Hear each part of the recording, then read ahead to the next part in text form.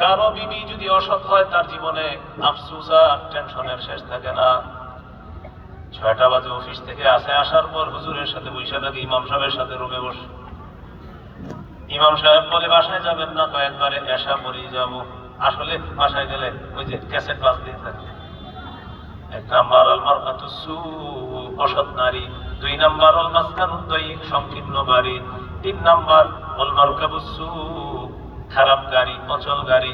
4 number আল জারুস সু, খারাপ প্রতিবেশী। এই 4টা যদি কারো হয় সে হতভাগা। এর মধ্যে 2টা যেন না হয়। আপনার বিবি খারাপ, প্রতিবেশী খারাপ, ঘরেও জ্বালা, বাহিরেও জ্বালা। আল্লাহ আমাদের সকলকে সৌভাগ্যবান হওয়ার তৌফিক দান করেন। তাহলে 9 নাম্বার, চিন্তা করা আমার বিবি যেন নেককার হয়, এটা আমার দুনিয়ার শ্রেষ্ঠ সম্পদ। এ হলো 9 নাম্বার বিষয়। 10, 4 গুণ দেখা মেয়েকে বিয়ে করা। বিয়ের আগে মেয়ের মধ্যে 4টি বৈশিষ্ট্যের প্রতি লক্ষ্য রাখা। সহিহ বুখারীর 5 নম্বর হাদিস, قال رسول الله تنكح المرأة لأربع: لمالها ولحسبها ولجمالها ولدينها فاظفر بذات الدين تربت يداك। নবী বলেন 4টি বিষয়ের প্রতি লক্ষ্য রেখে মেয়েকে বিয়ে করা হবে। 1 নাম্বার সম্পদ দেখা হবে, 2 নাম্বার বংশ দেখা, 3 নাম্বার সৌন্দর্যতা, 4 নাম্বার দিনদারিতা। নবী বলেন দিনদারিতা প্রাধান্য দিয়ে দাও। যদি তুমি দিনদারিতা প্রাধান্য না দাও, তারিবাত ইয়াদাক, তাহলে তোমার 2 হাত ধুলোয় দূষিত হবে, তুমি ধ্বংস হবা। হাদিসের মাধ্যমে বোঝা যায় দিনদারিতা প্রাধান্য দেওয়া এটা জরুরি বিষয়। ঘটক আপনার কাছে আইসা 3টা বলে, 4 নাম্বারটা বলে না, দিনদারিতা এই কথাটা বলেই না। দিনদারিতা এটা জরুরি বিষয়। এজন্য বিবি দিনদার হওয়া জরুরি।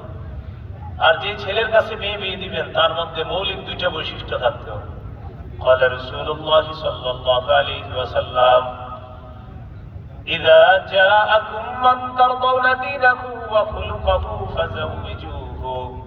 নবীজি বলেন কোন ছেলে যদি তোমার মেয়েকে বিয়ের প্রস্তাব দেয়, তার 2টা জিনিস যদি তোমাদের পছন্দ হয়, 1 নাম্বার দিনদারিতা, 2 নাম্বার এই ছেলের চরিত্র যদি তোমাদের পছন্দ হয়, এই ছেলের কাছে মেয়েকে বিয়ে দিয়ে দাও। কোন ছেলে যদি তোমার মেয়েকে বিয়ের প্রস্তাব দেয়, দেখবা দিনদার কিনা, 2 নাম্বার দেখবা তার চরিত্র ভালো কিনা, তাহলে এই ছেলের কাছে তোমার মেয়েকে বিয়ে দিয়ে দাও। ওয়াইল্লা তাফআলুহু তাকুন ফিতনাতুন ফিল আরদ ওয়া ফাসাদুন আরীদ। আর যদি তুমি তোমার মেয়েকে দিনদার ছেলের কাছে বিয়ে না দাও, বড় ফিতনা হবে, বড় ফিতনা, অনেক বড় ফাসাদ হবে। এই জন্য দিনদার হওয়া জরুরি। দিনদার হওয়া কি জরুরি? বর্তমান জামানায় দিনদার ছেলের সবচেয়ে শ্রেষ্ঠ বৈশিষ্ট্য হবে সে যদি স্মার্টফোনের অপব্যবহার না করে। আমি ব্যবহার নিষেধ করি না, কি ব্যবহার? অপব্যবহার। বলেন কি ব্যবহার? অপ্রয়োজনে যদি ব্যবহার না করে, এটা ঠিক আছে। যেমন আমাদের মাথায় যাদের টুপি আছে, দাড়ি আছে, পাঞ্জাবি আছে, আমরাও এক একজন 200-300 ছবি উঠে। আপনাদেরকে আর কি বলবো?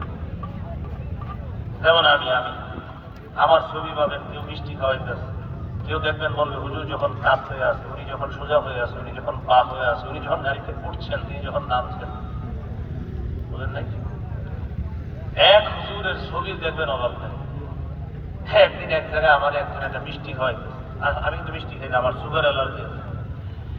এখন উনি আমার মিষ্টিটা খাওয়াইতেছে, আমি ওই টাইমে বলছি ভাই আমি তো মিষ্টি খাই না, সুগার অ্যালার্জি, ওনার মিষ্টি দোকান। এই একটা ছবি আছে, পরের দিন ফেসবুকে দিয়েছে হুজুরকে যখন মিষ্টি খাওয়াচ্ছি, আসলে কি আমি খাইছি? এদিকটা আমার সময় একজন আর বাচ্চারা নিয়ে আসবে, বলবে হুজুর মাথায় একটু হাত দেন, হাত দিচ্ছি, এটা ছবি তুলবে, পরের দিন দিবে হুজুর যখন আমার ছেলেকে দোয়া করে দিচ্ছি। এটারে মোবাইল চালানো বলে না, এটারে বলে অসুস্থতা। বলে এটা কি বলে? আপনার মেয়েরে বিয়ে দেওয়ার সময় এরকম অসুস্থ লোকের কাছে দিবেন না। যদি দেখেন যে খালি ছবি উঠায়, ওর কাছে দিবেন না, এটা যেই হোক। স্মার্টফোন চালানো নিষেধ না, অপব্যবহার নিষেধ। অপব্যবহার নিষেধ। এজন্য নতুন মিশনে নামছি আমি। ছবি উঠাইতে আর দেবো না, যে ছবি উঠাবে ওর জন্য আল্লাহর কাছে বদ্ধ আছে। আমার অনুমতি ছাড়া যদি কেউ ছবি উঠে, আল্লাহ ওর